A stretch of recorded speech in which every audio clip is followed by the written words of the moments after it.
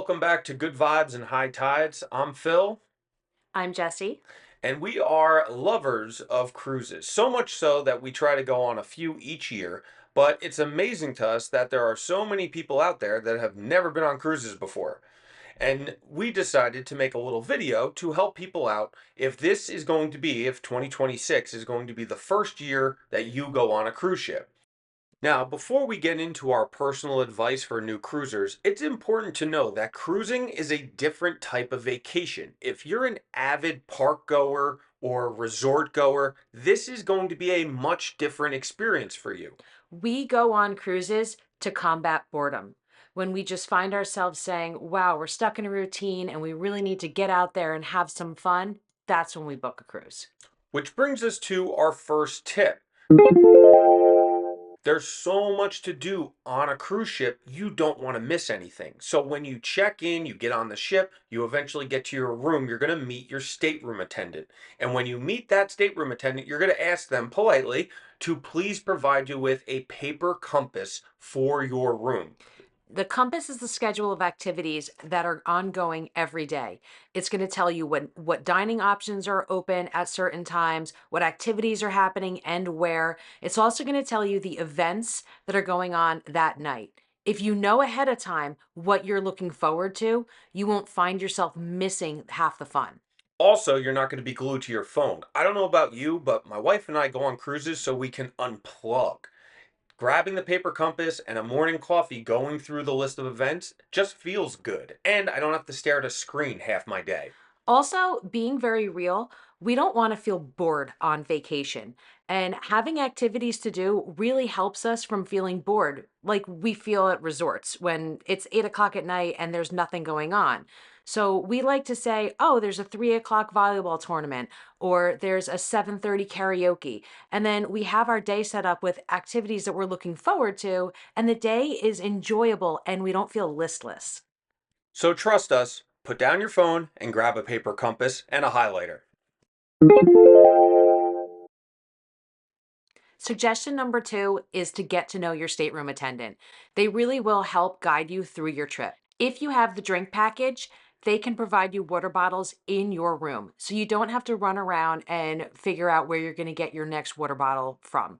Also, you can request them to provide robes in your room for you to wear while you're getting ready or to the pool, as some people will on almost every cruise. If you have any special medical needs, your stateroom attendant's going to be able to take care of it for you. People with CPAP machines need special water, etc. Also, your stateroom attendant will give you a heads up when anything big is happening. They might say, this is a tender port, you're going to want to get downstairs early. Or, hey, we're having a special event, it's really fun, you might miss it otherwise, go check it out. I really do think the stateroom attendant is the unsung hero of the ship. They are full of knowledge. They've been on this ship for many, many months, most of them, and they're the people who are going to be in your room every single day cleaning up. So not only do they have a lot of knowledge, they also are going to provide you with a lot of services to make your trip better. So it's always good to have a good relationship with them. Also, if you're friendly, they'll leave you a lot of towel animals, which is something my wife really, really likes. I don't know why, but I do. Now, our next piece of advice has to do with embarkation day. Depending on how you're getting to the port, it could be a very stressful day for you. We do not recommend flying in the day of a cruise. There's just so much that can go wrong. We can make an entire video on how stressful Yeah. that can be. Snow, rain, storms, TSA shutdowns, it can all happen and it will ruin your trip. This is why we always fly in the day before. We find a hotel close to the port that we can Uber within 10, 15 minutes, I would say. And also, we stop along the way to get any toiletries or snacks we want for the room. That's a nice little tip, too. Now, setting up a stress free day one has two parts to it. Yes, we get there early, but also we show up on board day one prepared for fun. wearing our bathing suits. We have our day bag packed with sunscreen, hats, items we're going to need. We know we're not getting our luggages until later on in the afternoon, sometimes even in the evening, but we are prepared when we walk on board to go directly to the pool and start vacation. The first time I went on a cruise, I didn't have my bathing suit, and I felt left out that first day because the sun was out, everyone was in the pool, and like an idiot, I was still waiting for my luggage. That's the one thing I think people have to adjust. That first day, you really don't know where your luggage is for, I would say, what, half the morning? Oh, my first day, I had wide leg jeans and a vest on. We flew in from New Jersey to Miami, and I was dressed for the cold. Yeah, that's terrible. And you Yeah. just wasted half your morning, and you didn't get to enjoy part of your cruise waiting for your luggage. So treat day one as the first day of your vacation.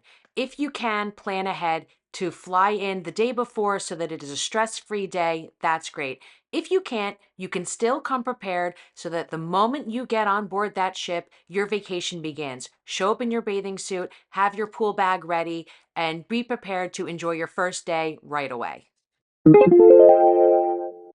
Suggesting number four we have is to talk to the dining staff on the first day. When you get your main dining hall, you're going to meet your servers and the bartender who's going to be getting you drinks. If you're not happy with the table that you're at, you can always change the table. There have been cruises where we've been in just the corner of the room or it's too tight for our group. And all you have to do is talk to the staff. They will go above and beyond to make sure that your place gets changed or they find you a new table or a better time for dining. If something about your dining setup isn't right, your table, your seating time, even where you're sitting in the dining room, go talk to the maitre d' or the dining staff on the first day. They can fix way more than people realize. Different tables, different areas, different times. Most of it can be changed. All you have to do is ask. Also, on day one, tell the dining staff your beverage preferences. Let them know that when you sit down, there's a certain drink that you're hoping is going to be on the table waiting for you every day at dinner. For us, it's always a glass of Prosecco. Oh, yes. It's just how we like to start our vacation dinner. If you have children, this is a great time to advise the dining staff to have maybe a small appetizer or Chocolate your milk. or chocolate milk. The little veggie sticks are always Yeah. available. Anything on the kids' menu right when your kids sit down so that there's no lapse between sitting and eating.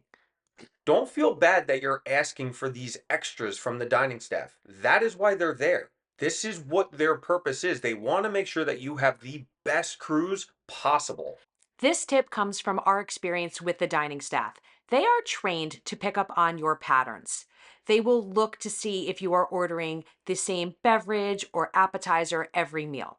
It will be helpful to them to say, "Hi, I'm expecting this," or "This is something that I enjoy." They can plan for it that way and have it ready for you. Yeah. It really will take some of the stress off of what they have to do because they have a lot of tables to cover, not just ours. So, Really, the biggest one is the chocolate milk and the kids' platter as soon as you sit down. They have it immediately. They know not to bring cookies out if your yeah. family cannot, hold back. That's one thing you can expect from the dining staff. They are so well trained, they will learn all of your needs by day three. Which is amazing because every family is so different. Some families like to have goodies on the tables like cookies and chocolate milk right away. Other families really insist that their children eat real food first and then have snacks. You just don't know what someone's vacation style is. And the dining staff is excellent at picking up immediately on your style. Our next suggestion has to do with finding your way around the cruise ship. Now, if you're going on one of the newer ships on any fleet, they are gigantic ships, and it's going to be very easy, especially if you're not an avid cruise goer, to find your way around, especially on day one. The biggest tip we can give new cruisers is to one, pay attention to the wall art on the ship, and also decorate your door. On day one, make notice of the artwork that is in the elevator bank on your floor nearest to your doorway. Now, also in the hallway, make note of what artwork you want to walk towards when you come out of the elevator bank and enter your hallway. It is so easy to get turned around on a cruise ship, whether you're in the forward area of the boat or the aft. When you're going down these hallways, they all look exactly the same. The only thing that stands out is the wall art. So you say to yourself, the blue sculpture, when I get out of the elevator, is what I'm going to walk towards. And it sounds funny, but we do it It on does. every cruise. And we realize if we see a different piece of art, oh no, we messed up. We're on the entire opposite side of where we need to be. This still happens to us every cruise. And we go on often the same ships and we still make I this know. mistake. So you'll say, oh, I'm going to quickly run to my floor. And you get there and say, oh no, I'm all the way in the back of the ship or I'm all the way up front. It's kind of embarrassing. And you start running through the hallways. Yeah. Also, with finding your way, it's important to note that the cabin doors are all made of metal. So bring a few magnets to decorate your door. I know we usually get a lot of magnets on Amazon or My first cruise, or sometimes like special holiday magnets, for yeah. Christmas. They're fun for kids if you're bringing kids along the ship. This really is an essential tip if you're bringing kids with you on the ship. They will get turned around, they will get lost. Teenagers are incapable of finding their staterooms. So, Sorry, it's true. you know what? It is true, but decorating your door, it's going to make it way easier to spot your room and it's going to make it harder for you to get lost. So for this next suggestion, it has to do with girls' bathing suits. So I'm going to let Jesse handle this one. So I hate to break it to everybody, but the bartenders find it disgusting when you hide your pass card inside your bathing suit. So when you go up to the bar at the pool deck, do not put your pass card, in your bra of your bathing suit and then pull it out and hand it to the bartenders. They find that nasty, and it kind of is. They do have wristbands that you can purchase, and you can use the wristband just like a pass card to make all of your purchases on board, and the bartenders appreciate that. Or you could purchase a lanyard. They do sell lanyards on board that will house your CPass card, and it's an easy way. Never, one, you won't lose it, but two, you don't have to house it inside your bathing suit, which again, it kind of irks the bartenders a little bit. And you're going to want to be friendly with your bartenders, believe me. Another suggestion we have when going on a cruise, you are going to meet a lot of workers on the ship. It takes, for some of these ships, they have over 1,000 staff running around. Bartenders, stewards, busboys, everybody. If you meet someone that does an excellent job for you, we always suggest taking a picture of their name tag. Now, this might seem a little weird, but believe me, there's a purpose to it. When you get back from your cruise, you will receive a survey, and the survey is going to ask about your overall experience. And there will be a part at the end of the survey to discuss anyone that went over and above and beyond for you. We have been told that it means a lot to the staff to be mentioned by name in these surveys. The dining staff, especially, they rely on these positive reviews for their placement and for their careers.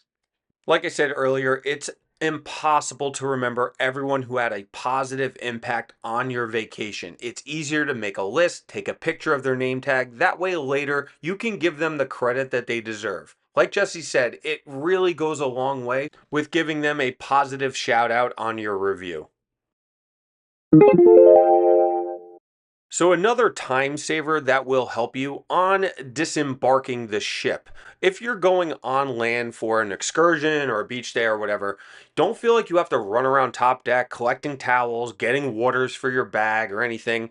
Now, before you exit the ship, you will have to go through security on the gangway.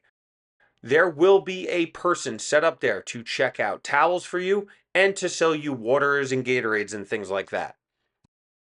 This little detail eludes us even though we've been on 100 cruises. We always seem to forget that they have all these things available right before you leave the ship. So don't waste your time running around the top of the ship trying to get towels for everyone in your group. Or a water bottle or a Powerade. They're all there waiting for you right before you disembark. Absolutely. A small point we'd like to make about cruising is you will see on the activity list that there's themed nights. Common themes right now are Western and 80s, 70s night, Latin white night, night. white night. Yeah. You do not actually have to do any of this. It's completely optional. Also, formal night is completely optional. Formal night is a suggestion, and you will see everything from prom dresses to bathing suit covers. Tuxes. Yeah, people will be walking through the promenade in a bathing suit, And literally. and other people are going to be dressed as if they're going to the royal wedding. It's really just what your family enjoys. So And I think Take or leave what you want from that. Yeah, I think we still see on like the Facebook posts and these group pages, people constantly are asking about the dining room dress code for the ship. Do I have to wear heels on Yeah, formal night? No, you do do you have to not. be in a suit? No. Do you have some people actually think you still need to wear a tuxedo if you're a man on the Yes. ship during formal night? I That is not true. I believe the only restriction is in the dining room, you're not allowed to wear a bathing suit and you do have to have a shirt on. Yeah, I you have believe to have that's your it. shoulders covered if you're a man. You can't wear a tank top to the dining area. To me, I think that's the only restriction though, which Yeah. kind of makes sense. So I would say that's about it, right? I guess the only last tip I would want to share is don't call it a boat, it's a ship. It is a ship.